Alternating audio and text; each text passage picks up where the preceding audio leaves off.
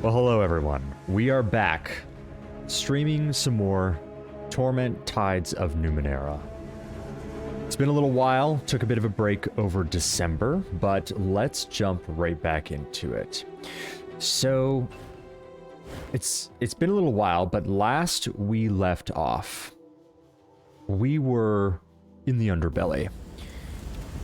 And we came down here because we had spoken with the cult of the changing god.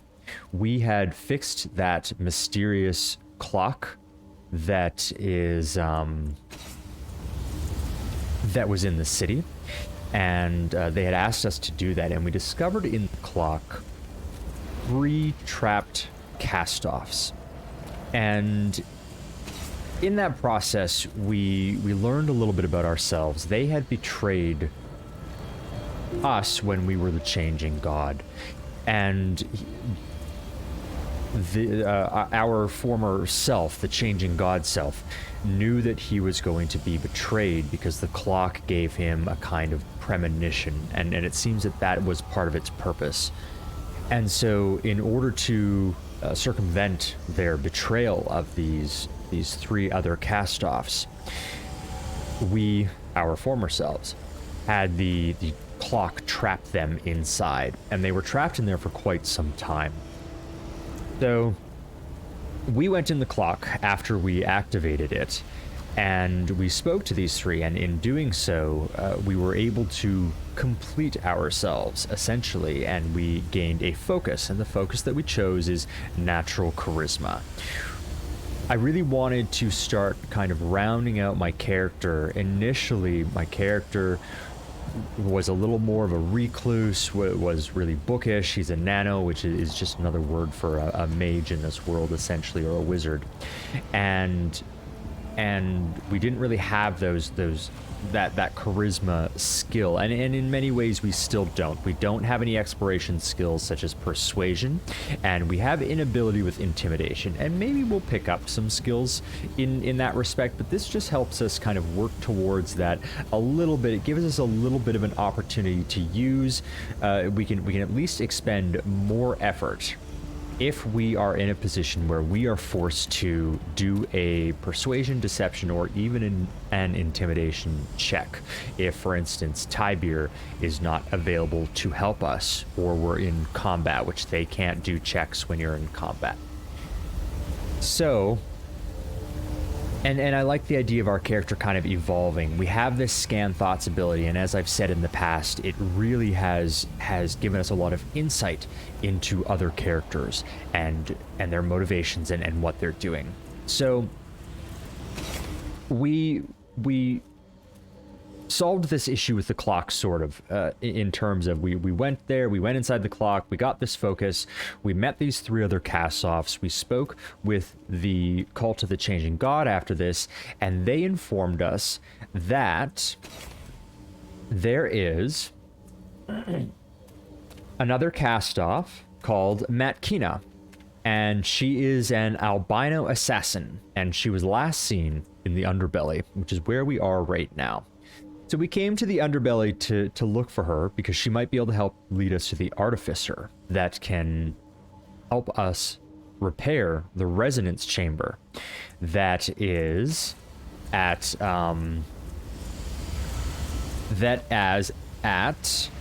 the Reef of Fallen Worlds. So we came down to look for her, and we stumbled across this fellow here, Folsom, who is standing in front of a grisly scene, a large pool of blood.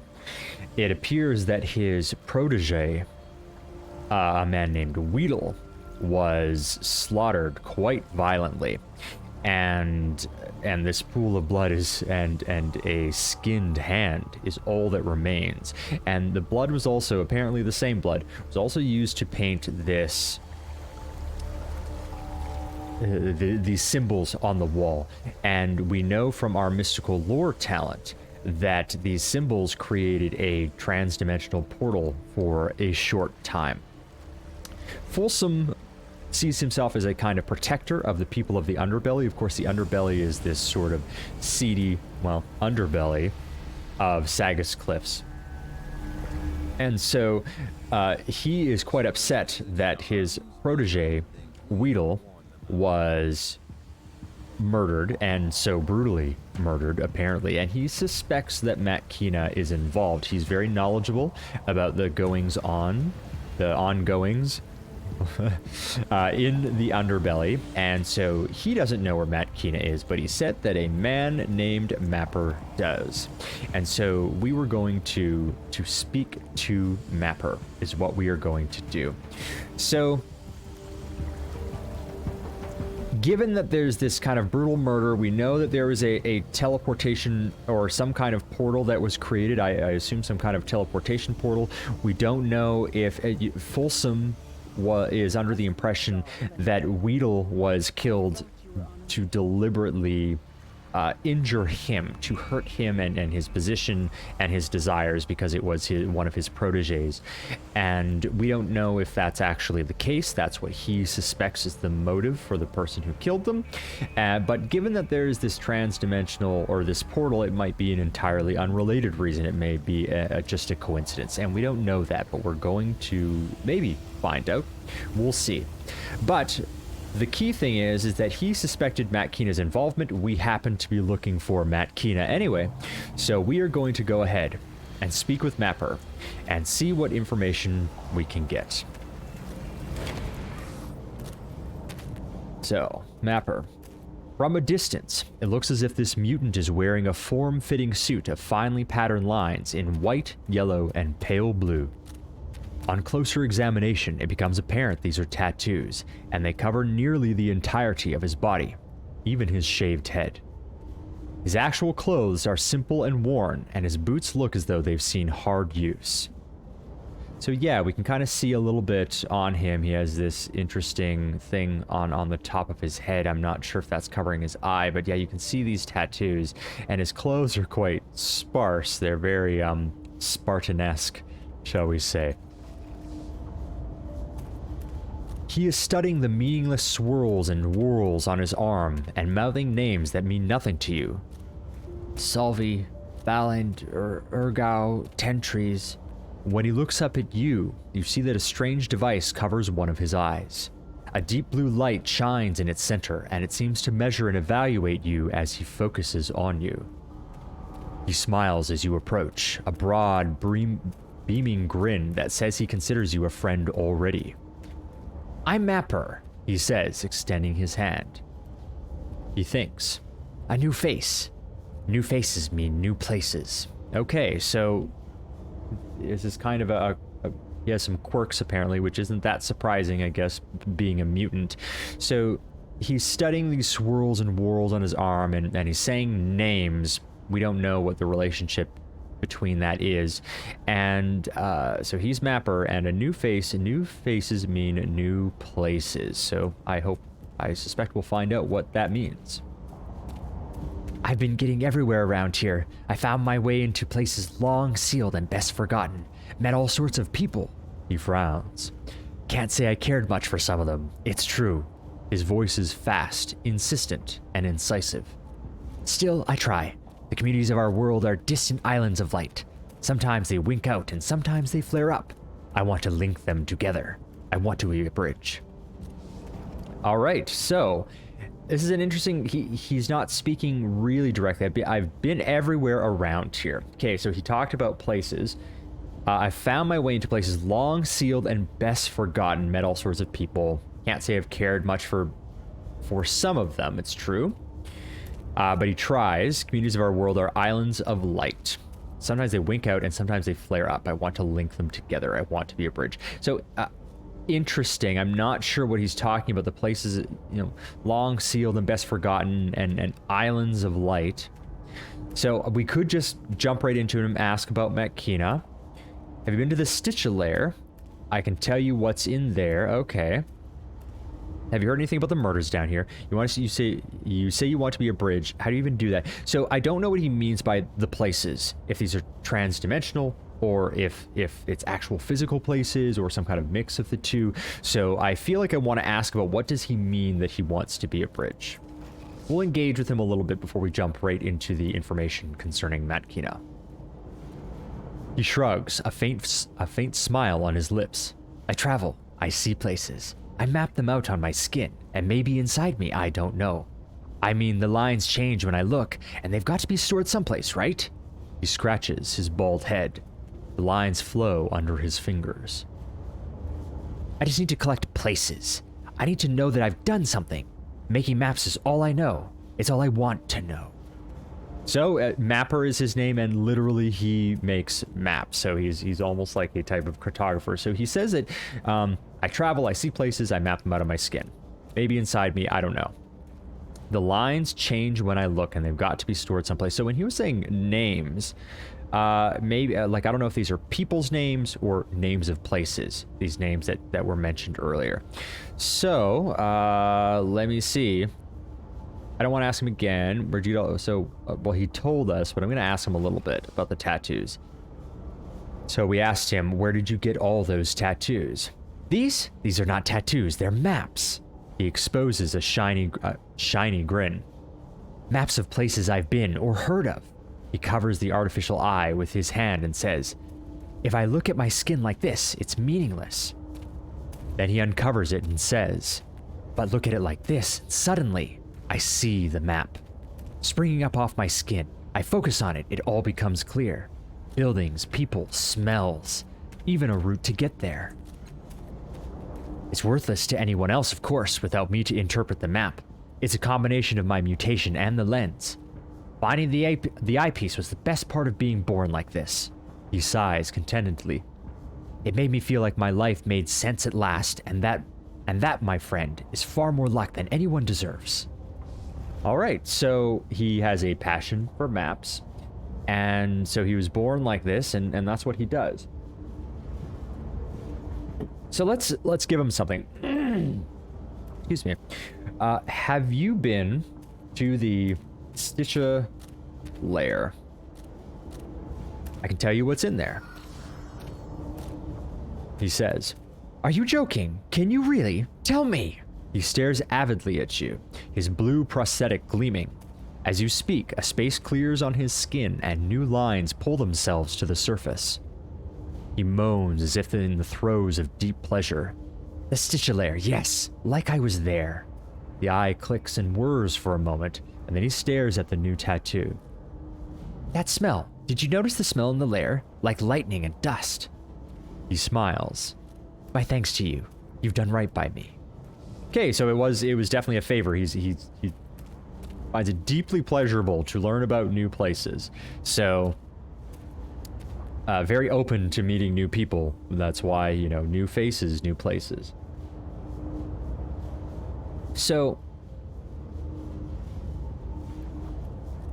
before we jump into, well, let's see, where have you been? He laughs. It's probably easier to ask where I haven't been. All over the Sagus Protectorate, the oasis of Mural Jolius, Valley of Dead Heroes, Holm Village, the ruins of Archipelagia, all around the Black Cube, Tower of Birds where the third lost fell, even up past the Clock of Kala to Vralk. As he speaks, the line of his body shift and move, coming into prominence with the words. That's interesting. Every place was a treat, an experience. Did you know most people never go more than 50 kilometers from the village of their birth, if that? I've been tremendously lucky, my friend. He smiles down at his maps. Then he looks back at you and says, more quietly, if you plan to travel, I'd avoid the grasslands, though. The birds will take your meat for their meals, and your bones for their nests. Okay, so, good tip. If you plan to travel, I'd avoid the grasslands, so I suspect we'll end up going to the grasslands at some point. But we know the birds are hostile. They'll eat us and use our bones for their nests. So, we've already asked him those things, so I'm going to ask him about the murders before we ask specifically about Matkina. Okay, so I said, have you heard anything about the murders down here? Murders? What murders? Alarm colors his face, and a faint red streak runs through his tattoos. No one tells me anything. He sighs. One of the drawbacks of being a drifter, I suppose.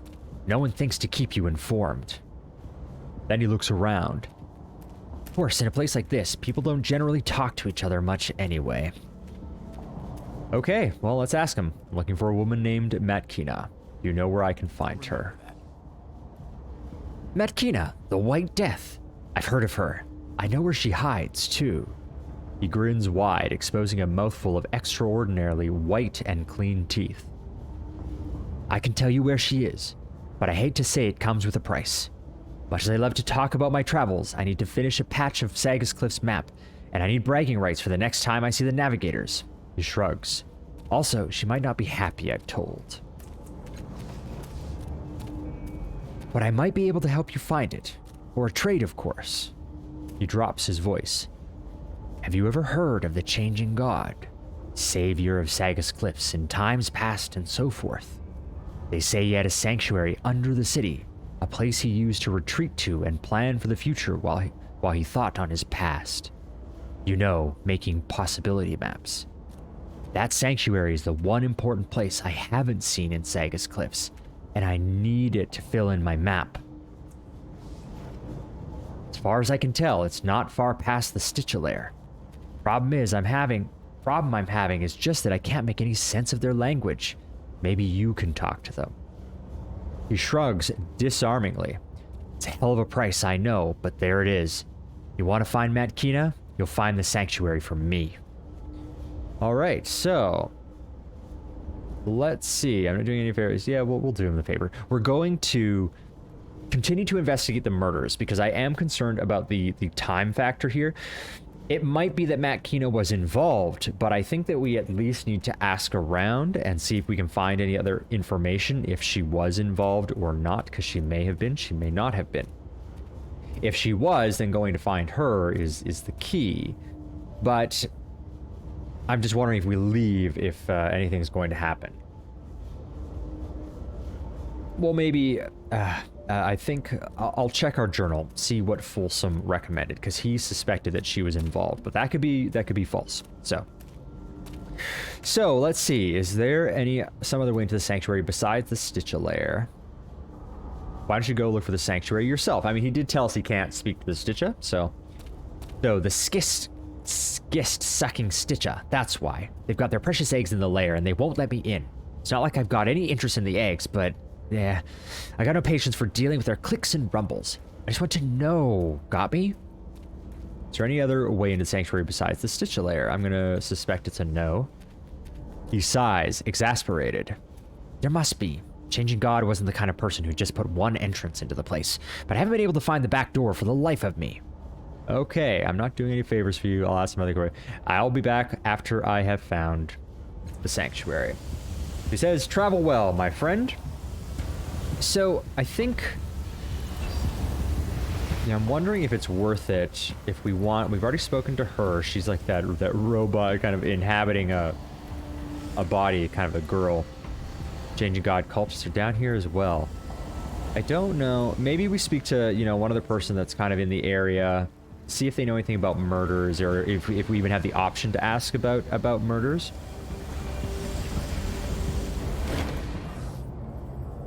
Okay, so this is Crooked Keek? Crooked Keek. Crooked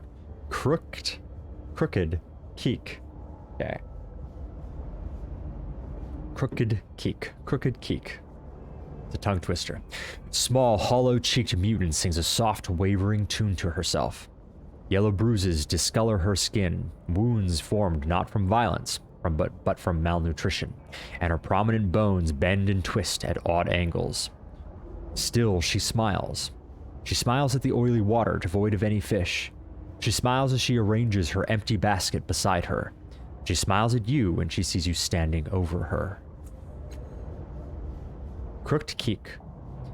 Hello, I'm Crooked Keek of the Cold Canyon tribe. I haven't seen you down here before. I hope you're not here to fish. They're nibbling instead of biting today. She coughs into her cupped hands, a raw and ragged hacking that bends her double. You take her for a child at first, but after studying her features, it's clear she's in her late teens. It's only some mutation and her bony stature born of starvation that makes her seem childlike. Said you're part of the Cold Canyon tribe. Are they down here too? Do you know where I might find a woman named Matkina? Your real name is Crooked Keek? Why do you think the fish aren't biting? We'll engage her first. Why do you think the fish aren't biting? The fish down there are pretty and fast and smart. They're nibbling at the bait, then swimming away. She watches the line with a combination of hunger and weariness. It's hard for me to get to the pole in time when the rod twitches. Harder to reel in the catch. I'm not very strong. Kind of, bleak. Can I try fishing with your gear? Your real name is Crooked Keek. Your real name is Crooked Keek? Sort of. My parents called me Keek, but the nickname came later. She hunches over, her eyes darting shadily from side to side. It's because I sell junk for high prices and bribe the levies to carry people off in the night. She laughs. No, not really. People call me Crooked because I look twisted and broken. She thinks. I wish they wouldn't, but it's okay. I am crooked, right? Bleak, as I said. Let's see, don't you mind? So, some insight here in terms of... I'm wondering... because we can scan her thoughts, so this gives us some insight into what she's thinking. Wondering if this dialogue option would happen if we have the scan thoughts or not. So don't you mind people calling you Crooked? Not really. I can't call them liars, can I? She smiles, but it's not the radiant thing you saw before. And we know she doesn't like it because inside her head, she said she didn't like it.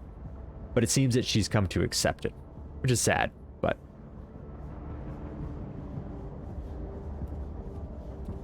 Okay. Can I try fishing with your gear? You're welcome to it, she says. Only if you do find something, could you share? She trails off, blushing. Never mind. Company is better than a scrawny fish. So... I'm going to continue talking to her, and then we'll see if we can catch any fish. I don't need the fish. I'll give her the fish. It's fine. Well, let's see. I'm going to go farewell and maybe give it a try. See what happens. It's probably going to ask us to expend some resources. This thin, glowing thread pierces the surface of the water and plunges deep into the black depths like a white line drawn in shining ink. Examine the line. You try flicking the shining string, and your finger goes right through it. Keek says, could you try catching something for me? I've had no luck today. Besides, everything down here is pretty much stronger than me. Well, let's try catching something. See what we can do. You pull on the line, and something in the dark below pulls back. You press your lips together and reel in your catch. A muddy cipher dangles from the end of the line. It's beautiful! Crooked Keek breathes. I was just hoping for a fish. I can sell it and eat it for weeks. I'll hand it over. You pass the cipher to her, and she squinches her eyes and eyes shut in unmitigated joy. Thank you. Use my fishing pole whenever you want. Our gold tide raised. So I'm gonna tug on the line, see if anything happens. Take a hold of the fishing rod and begin reeling in the line. Nothing is on the hook. You might have better luck tomorrow, so we will leave it alone. See what happens if we talk to her now that we've given her something. She looks up at you with a dazzling smile, but not fast enough to conceal the sorrow that was on her face before. What's new? So you said you were part of the Cold Canyon tribe. Are they down here too? No, she says lightly. They're all gone, either dead or gone. She still isn't meeting your eyes. There used to be a lot of us. We came here when I was a baby, running from... She pauses, thinking. A war. Some sort of war that never ends. My parents thought we would be safe here, but the tribe died off one by one. She turns away, wiping her eyes. The city is hard on people like us. How is the city hard on your tribe? They were used to living in the wilderness, so they knew what they could eat safely. Here, it's not so simple. My mother told me that 10 people died eating tainted food before we found this fishing hole. She stares into the murky water. Then there's the diseases you catch in the city, and the hate. A lot of us were killed just for being hard to look at, I guess. Is it as hard for you to survive here as it was for your people? No, she says, smiling. I don't have a lot to eat, but I'm more resistant to sickness than my parents were. And people here know me. They leave me alone. You said everyone in your tribe is dead. Not everyone, she says with a brave little smile. I'm here, and some of us just left for better places. I bet they're doing really well. Okay. So, I'm gonna see if she has anything to say about Matkina. Do you know where I might find a woman named Matkina? Matkina, she gasps. That's not what people call her. She leans towards you, eyes round as coins. They call her the White Death, she says. She's an assassin. I don't know where she is, and I hope I never do. Alright, well, why are you scared of Matkina? Well, she has a reputation as an assassin, so that's a pretty good reason, I would say. They say, she begins, then drops her voice to a whisper. They say she can freeze your blood by speaking your name. And if you look her in the eyes, all of your hair will turn white. You don't really believe these stories about Matkina, do you? Okay, well, that's the only thing I can really say. She blushes. No, she says, but she is a killer, and she bites her lip. I have a soft spot for scary stories. Okay. Alright, well, that's all she has to say, so no information, unfortunately, but we did help her, and we'll see if there's any results to that later. So we know that we're likely to get some information. I don't really want to speak with Allegan while we have Calistakes still. Poppers. She sells, I mean, she might have some information. Let's see if she says anything. Okay, so, we're talking to, I'm going to say Michella. I'm really not sure how to pronounce her name. But she's the shopkeeper down here. How much money? We have 74 shin. Okay, so the scrawny old woman peers at you through her spectacles. Welcome back. Want to buy anything? Let me know. All right, do you know a woman named Matkina? Pale skin, hard looks. Oh, I know that one. Carked and twitchy. Asked me to ken the workings of some weird old devices she had. Obsessed with it, like she was a bit stiff and like it was a bit of sniff, and she a slave to it. Never seen the like. Near to killed me when I couldn't make it work for her. She frowns, remembering. I'd have been mad except how sick she was with it. Shaking, tears, the whole lot. Sent her on her way and wished her luck. She needed it, poor thing. Okay, so bit of information about Matkina. So, carked and twitchy. So we heard carked before. This appears to be a local term, I assume, for kind of like crazy or, the child, I forget his name outside, called the changing god folks carkers. So people kind of think they're, or the opinion of him, that sounds like he was calling them kind of crazy, basically. So carked and twitchy, and well, we all know what twitchy means. So yeah, asked me to ken the workings of some weird old device she had. Obsessed with it like it was a bit of sniff. So I'm thinking like sniff, think of kind of a reference in the real world to cocaine, like sniffing cocaine. And so obviously there's a drug that they call sniff, it sounds like, and she is slave to it. So carked and twitchy, it does sound like a drug withdrawal, but it's a device. That there was a problem, so obviously there was a, this device gives her something, it wasn't working. So she asked her, Michella, to make it work. Near to killed me when I couldn't make it work, so got very angry. So a kind of withdrawal that she's going through. I've been mad, I said, I saw how sick she was, so she wasn't mad that that Matkina was so upset with her for not being able to fix it, because she understood that she was so, she has some kind of an addiction of sorts. Shaking tears, the whole lot. Sent her on her way and she wished her luck. She needed it. Okay, so we'll leave that. Aye, off you go, she says. We'll talk to this guy. So we are getting information. That's good to know. That's a bit of information about what Matkina's state is, because who knows, maybe she is involved in this murder, because she sounds like she's in a desperate place right now because of whatever this device is doing to her in a very addictive-like sense. So, the meatmonger. Muke salutes you with his tongs as you approach. Hey ho, friend, back for more meat? I'm looking for a jack named Matkina. Pale skin, hard looks, wears a hood. He nods. Know her well. Buys from me all the time. Haven't seen her in a while, though. You might ask Mapper over there by the shanties. He'll be the one with the maps on his skin. He tracks everybody. Keeps track of everybody. Okay, so that's good. So I don't see that we're not getting any. One of the things I was worried about was investigating like the murder, if it was kind of separate. I know that it's related to Matkina because Folsom told us that he believes she's involved, but I didn't know if we would do like kind of a separate investigation or if it was just kind of an automatic that Matkina will probably be intertwined with the murder, or at least the quest of the murder, and because I don't want to leave it. Let's go talk to... Let's find one last person. Without doubt. Talk to Manthpa.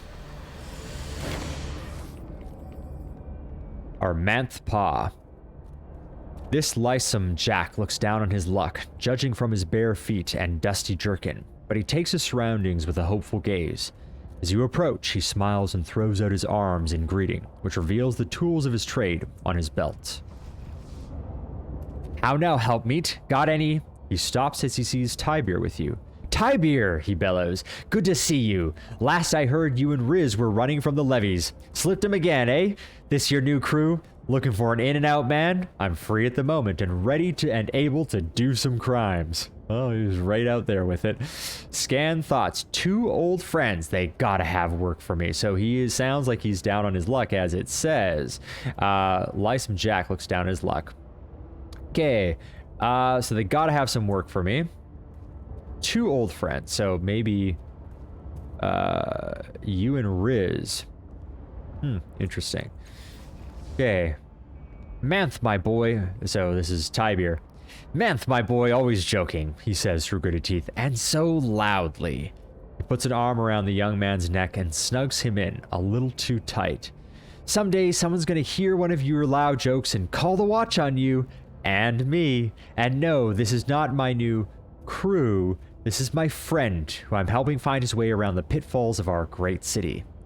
Tybir turns to you. Manth is actually the most honest boy in Sagus Cliffs, aren't you, Manth? He swallows. Why, yes, I am. They don't come much honester than Manthpa. I pretty much just sit around all day, thinking of ways I could be more on... And there's some thoughts. Oh, that tattooed fellow isn't the guy I knew? When am I gonna learn? Yeah, kind of announcing what he was doing. Tybir. Tybir's meaty palm covers Manth's mouth. That's fine, lad. That's fine. He smiles at you. You know, Manth has the most dangerous job in Sagus Cliffs. He's a window washer, hangs out over the sea faces of those cliff houses and scrubs away without a care. And if that weren't enough, when he's not working, he's down here in the Underbelly helping people find their way around. Go on, just ask him. He knows everything about the place. Manth. That's right, says Manth as Tybir lifts his hand. Ask me anything. You want to hear about the people who live here? Or maybe the Stitcha tunnels? Or the manufactory? Or those crazy Dendro Huro bastards? Okay, so let's ask about, because I know... Well, there's the Stitcha tunnels. We've been down the Stitcha tunnels. So let's see, do you know anything about the murder of Folsom's protege? So this is finally where there's a separate question, it looks like. Or this is just it. We're able to ask separately as apart from, asking about Matkina. So do you know anything about the murder of Folsom's protege, Weedle? Now that is some spooky effluvium, make no mistake. Circle of blood on the wall, but they found old Vic was a skinless hand. Happened then on that alcove on the other side of the structure if you want to see it. So, tell me again about this. So I don't know if it'll say anything new. Scary stuff, blood everywhere, but nothing left of the Vic but a skinless hand. You can see what's left in the alcove on the other side of this structure. Okay, so we'll ask about Matkina. Do you know where I can find someone named Matkina? The White Death, he whistles. You ain't crazy, are you? He lifts his hands placatingly. Sorry, none of my business. I couldn't tell you where she is, but she might want to talk to Mapper. He's squatting in one of the shanties over there. If there's any place she can hide, he'll know about it. He'd know about it. I've already talked to Mapper. He wants me to find a hidden sanctuary of the changing gods. First, okay, good. So it's nice when you do something and you can contextually respond to what people say. So I told him we've already talked to Mapper. He wants me to find a hidden sanctuary of the changing gods first. Manth. Is that so? Spot even old Mapper knows nothing about. Who'd have thought? He rubs his chin. What you might want to do then is chum up to that Stitch over there. I know, who talked to a Stitcher, right? But I have a feeling they're smarter than everyone says. Okay, great. So that works in our favor because this Stitcher is a friend of ours because where'd he go? There he is.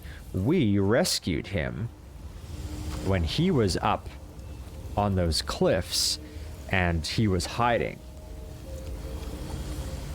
There was that man that I guess he wasn't a noble, but you know, that whatever he was, that man that was up there, and he was fear-mongering about the outcast Stitches, who was outcast from the Stitches tribe, as he has a deformity. If I remember correctly, it's his arm and he can't dig. So they outcast them and just to let them die, which, you know, fairly brutal, but it's the way that their society functions. And we found him amongst the garbage there, and the children knew he was there, and he had kind of made friends with the children, and they were kind of helping to hide him. And there was this kind of plot, this fear-mongering, because there are these kind of upper-class types, these politician types, if I remember, that are looking to foment... Easier for you to navigate this world? Your sisters. Could you always see them? No. It was the attractor that opened my mind. Whatever makes it easier for you to navigate this world. So just as a side note, before we continue talking about the Stitches, Callistag and Rin do talk an awful lot, and she is constantly asking about this stone, because Rin, you know, he says, a lost child who shapes gods, and she's bonded with this polished rock, which she talks to, apparently. And so she has this interest in, you know, Callistag has an interest in her for sure, and they talk quite a bit. Oh yeah, we have these here. Often kind of a little bit in a hostile to one another, especially from both of them, which is kind of surprising. But these exchanges are interesting to see, because they do. She does kind of constantly ask her about these voices and stuff that she hears, and I'm wondering to what extent she's probing her to learn about whether this is something that's real that Rin is experiencing, or, you know, it tracks to something real in the world, or if it's just some kind of, you know, a delusion in her mind. We know she has some sort of head injury, so and forgets things, so we don't really know. I suspect there is some real connection, because that's more interesting than her just being delusional. It makes for better storytelling, so that's just a little metagaming there on my part. But these interactions are definitely most common between Rin and Callistag. Tybir doesn't interact with them as much, although they do interact sometimes. So this Stitches, we rescued him, and he now lives here in the Underbelly. He doesn't live with the Stitches, but he has a place to live, and we saved him. So he has a very positive opinion of us, so let's see if we can have him somehow help us to find the changing god's lair, which for me, you know, Mapper wants us to find it to do him a favor, but I am more than happy to go ahead and check out this changing god's lair, because it would have been our lair, and I bet there's some cool stuff in there. So let's talk to him. Greet friend, life bond. Okay, so can you tell me what you're eating again? It doesn't look like he has anything to say, which is too bad. Power from old devices. Find some, beg for others. Can you tell me how you are again? It shrugs, venting sadly disappointed odors. Dying, slower than before, in tunnels, dying still. It's a little sad. Well, I can't help this, but we had that, because there's that Stitches, but then there was this, there was that Stitches, that automated one, right? We can't, this one here, maybe that's the one that we need. It's so frustrating. I keep double clicking on the map to go to it, and I can't. That's one thing that I wish was in the game, just being able to click on the map where to go. This Stitches automaton can dig. So unfortunately, he can't seem to help us with the sanctuary, which is too bad. It sounds, you know, he sounds still quite sad because he's isolated, of course, and so regardless, he's still been outcast from his tribe, and maybe there's something that we can do to help him later, because it makes me sad that he's sad, but we'll see what we can do. Let's see if this automaton can help us. The reanimated Stitches awaits your commands. So wave your hand in front. So I want you to dig a tunnel to take me somewhere. So here we are. Take me to the Changing Gods Sanctuary. Talk to your companions frequently. They can yield interesting ideas or new perspective on an objective. We should do more of that. I've been saying that I was going to do like a conversation piece or an episode that focuses on conversations with our companions, and I still need to do that. So maybe we'll do that soon.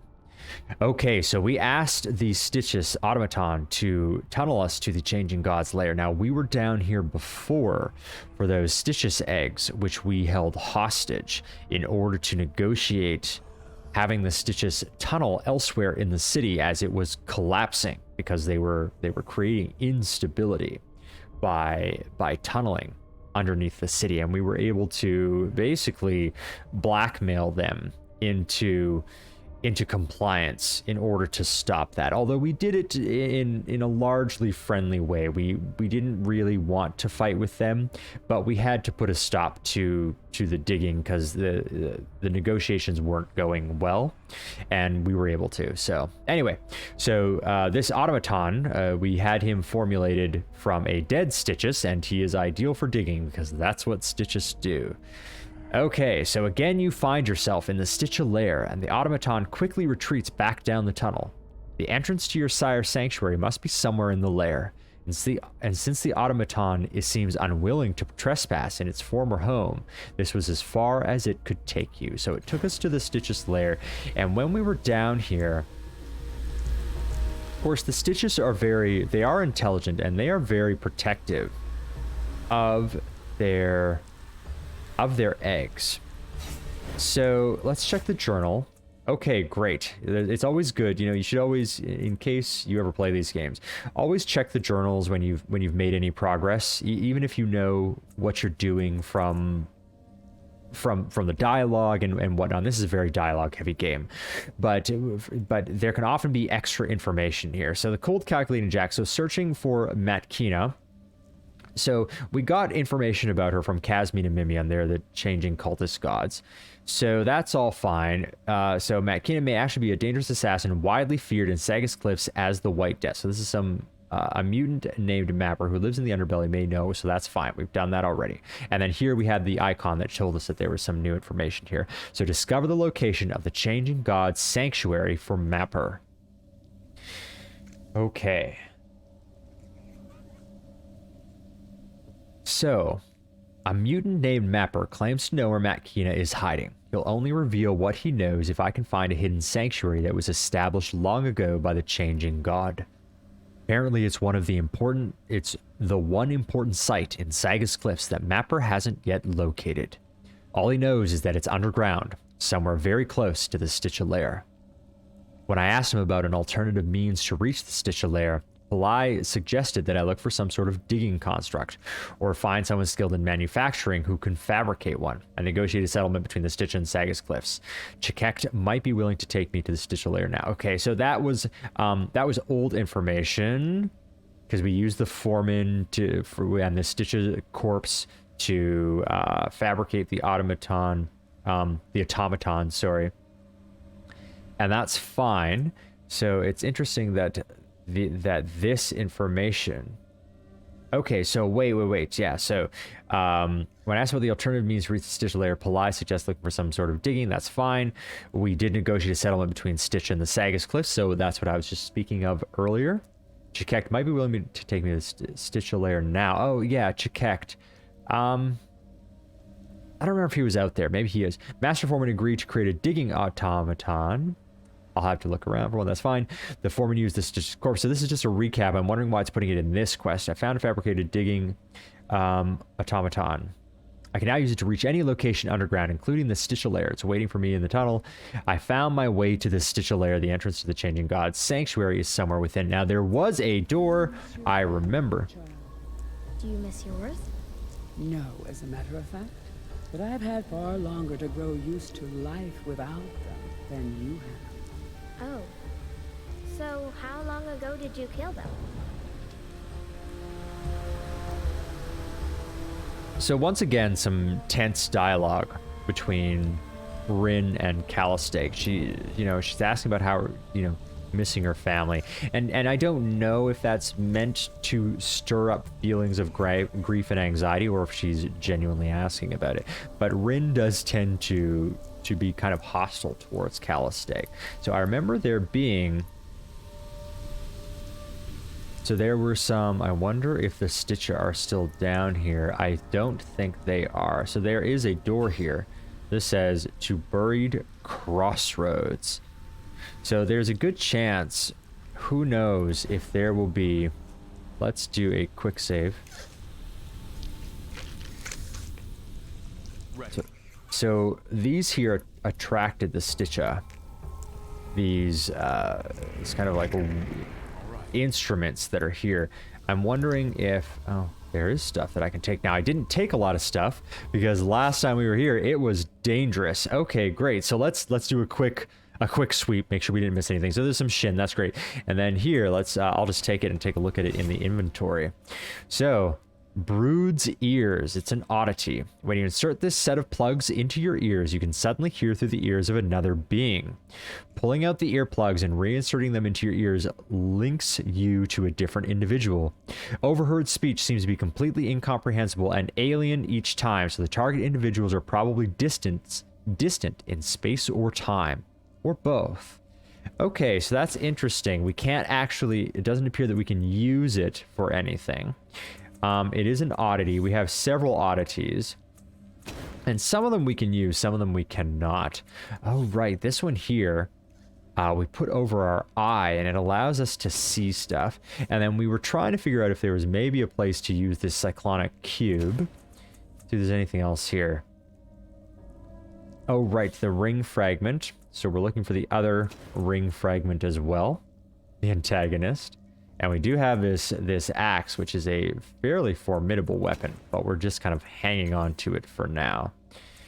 Yes, and then the Ring of Entanglement. We were considering putting this on.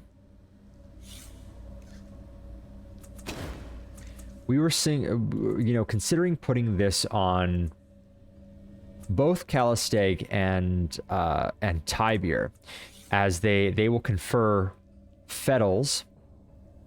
Or, fetals, both negative and positive, on both of the wearers. So it entangles them. So, but my issue is that we have a lot more negative fetals than positive fetals in terms of abilities in our party so far. So I didn't really want to use these yet. Okay, great. So let's do a quick sweep, see if there is anything else to loot. I remember looting something from this room. Does not appear there's anything else. There's a lot of stuff to interact with. Of course, these are just these kind of instrument things that we were using, and the doors. So that appears to be that. Let's go ahead. See where this crossroad is. Spend XP to advance your characters. Yes. Is this, oh my dear, this place was your creators. We must search it and search it exhaustively. Okay, yeah, she is always eager to learn. Callistake is always eager to learn things. Let's see how big this space is. It doesn't appear, well, it's called the Crossroads. So I'm wondering if, and so we came down a ladder. So this is below the Stitcha layer. So let's go ahead. So this here we can examine. Let's see. Sleek and streamlined. This machine hums with energy. You're fairly certain that it came to life just as you entered the chamber. Okay. So these machines lighting up as we... Okay, there's a set of mirrors. I don't want to interact with anything yet. I always like to look first. See if there's anything that I can look at before I interact, because then I can have as much information as possible. Now look at this. So this is interesting. Let's take a look at this layout. So we have these devices that apparently are, you know, triggered by our entrance. They light up, and there's clearly some kind of connection here. So from this device, which I assume is related to this guy. Let's take a look at this symbol too. I don't know if it means anything or not. This symbol here, this kind of weird looking symbol here. And there is a cable running from this machine to whatever this is. It looks like a bunch of mirrors. And we can interact with it, but we're not going to yet. And this here, it looks like it might be connected to that. And then this here, it looks like they're all kind of connected to it, other than this one here, which might just be connected to the other ones. So we can interact with that. There's some loot over here. There is, it looks like because we are deep underground and the walls go up, and there is some kind of mural here on the wall. Very, very cool. I love the look of this layer. And so I can't really tell. It's kind of hard to tell what this is a mural of. It looks like, I thought at first that was a head and like these were arms, but actually it looks like that's the head there, and these are like wings. It's kind of hard to decipher what this mural is. These are other... The longer I'm here, the more I miss my village. Rin just said, the longer I'm here, the more I miss my village. So I'm just trying to see if there's anything up here. It's an interesting mural. Let's examine it. The sorrow looms from this skillfully created mural. You can almost feel its clammy tendrils wrapping around your heart. Its inhuman victims twist and writhe, pleading for an impossible mercy. Okay, so it's a portrait. It's a portrait of the sorrow. Which is interesting that would be an hour. So I couldn't really make out what it was, but now that makes more sense. It's not the clearest thing in the world, but it says here, what did it say? It said... its inhuman victims twist and writhe, pleading for an impossible mercy. It's inhuman victims. Inhuman. I'm not sure what that, like, just not human, I guess, victims, or it's interesting. Okay, so we have a mural of the sorrow in a layer that belongs to us. I wonder if we made it. I don't know. So let's see what we can loot over here. We find some shin, a tome, a sword, a potion, heals intellect, and a potion, and a sting charge. Light ranged weapon. Okay, cool. So a weapon. So we got some weapons and a book. Let's take a look at these items. Ooh, updated, borrowed, and lost. That's right. The book that, oh gosh, what was her name? Up at, let's go to the journal. Borrowed and lost. Felinda, that's right. A bookseller and circus miner has accused me of borrowing a very rare book and never returning it. Well, I have no, of course we don't have a memory of that thing, but it seems that the changing god was likely the real culprit.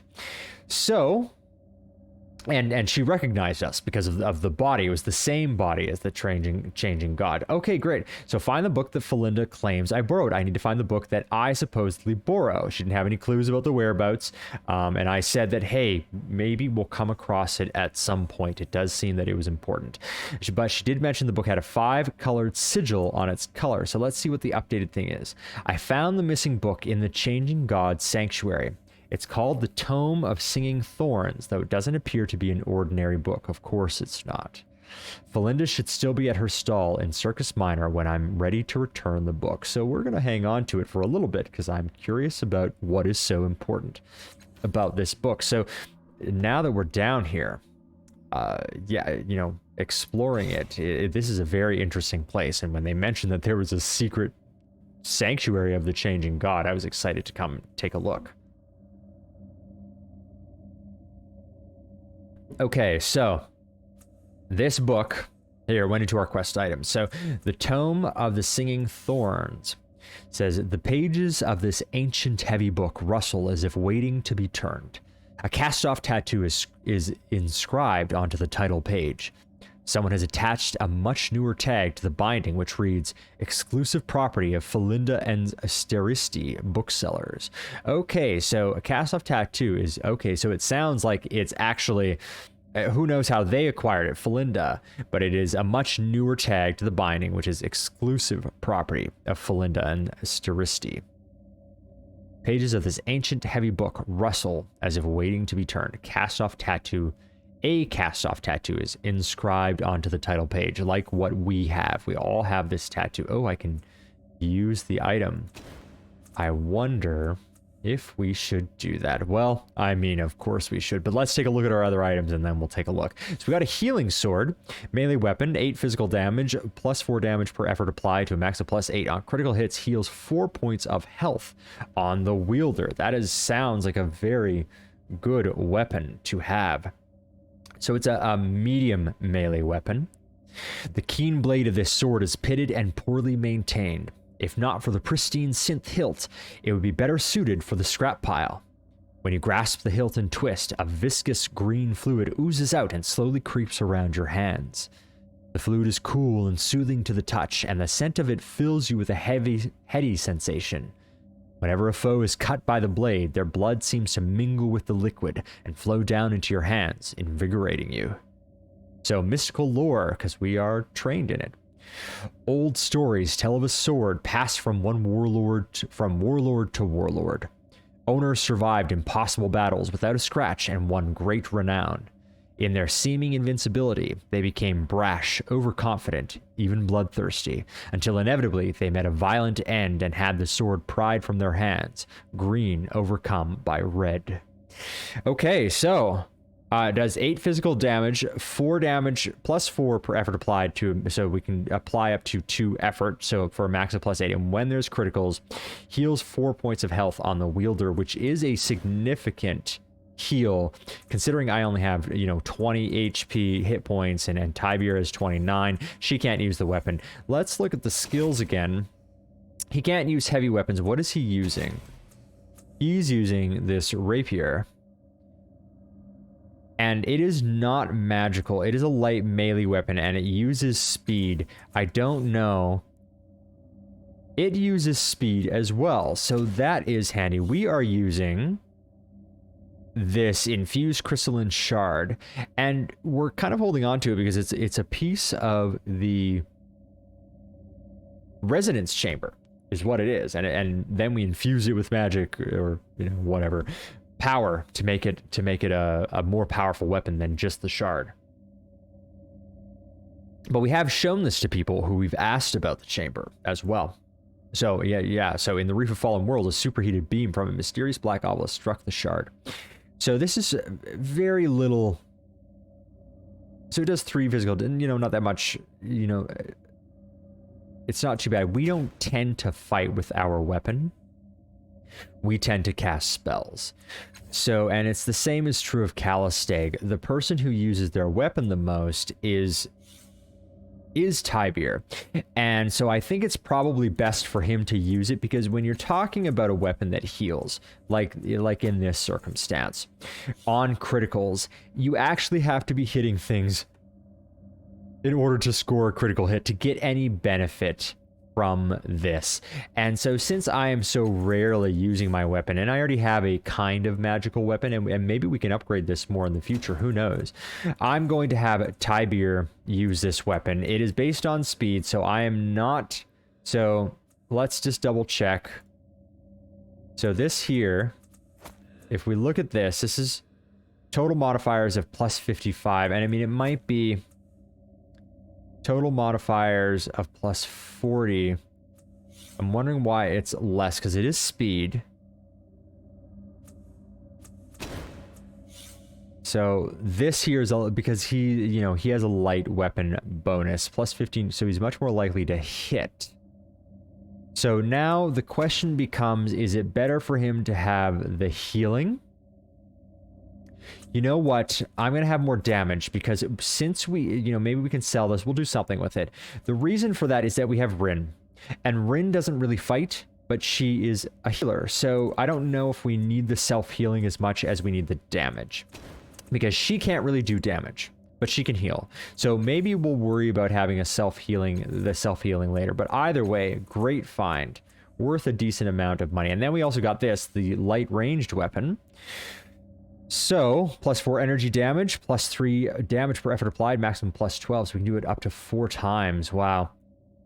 Light weapon bonus. So, this pronged device generates and projects short-range, powerful bursts of electrical power at targets. It has been cleverly modified to fit onto a human arm and rests comfortably in your hand. Okay, so that's plus 4 plus 3. What was she using? This one is 3. Okay, so it is better than hers. So maybe, because she is using this buzzer here, and if we... So that's 3 physical damage. This is 4 energy damage, and up to a max of plus 12. That's... Okay, yeah, so that is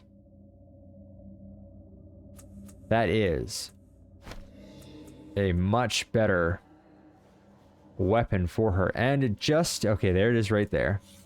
I mean, it's better. It's not a huge jump, but it is quite a bit better than that guy there. So that is good. And we'll have to use this. Let's see about that in a bit. So that's stuff that we found. We have 8 points of health.